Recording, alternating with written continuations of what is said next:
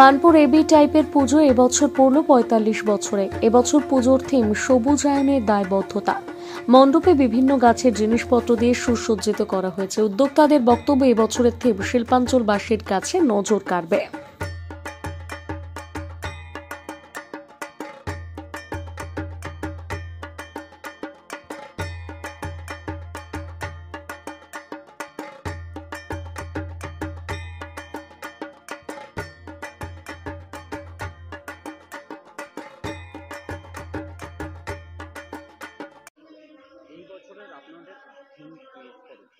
এই বছর আমাদের থিম হচ্ছে সবুজায়নের দায়বদ্ধতা, যেটা আমরা এই বছর আমরা যেটা চিন্তা করেছি, সবুজ বাঁচলে আমরা বাঁচব।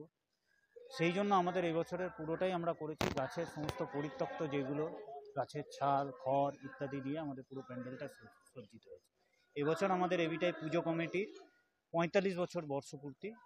আমরা সেই থিমের উপরেও আমরা করেছি।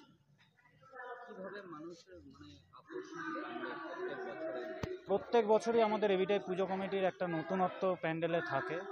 প্রত্যেক বছর আমরা সেই জায়গাটা বজায় রাখার চেষ্টা করি। এই বছরও সেই রকমই রেখেছি এবং আশা করছি সেই যে পুরনো দর্শনার্থীরা যারা আগের বছরের মতো যারা আমাদের ভিড় নেমেছিল, মানুষের ঢল নেমেছিল, দর্শনার্থীদের ঢল নেমেছিল, এবছরও সেই ঢলই নামবে।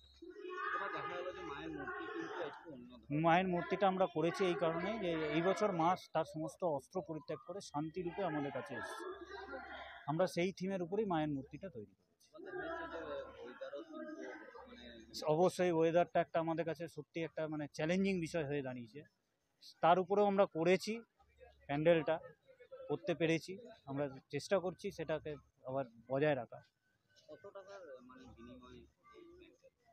আমাদের প্যান্ডেলটা মোট ৭ লাখ টাকার উপরে আছে।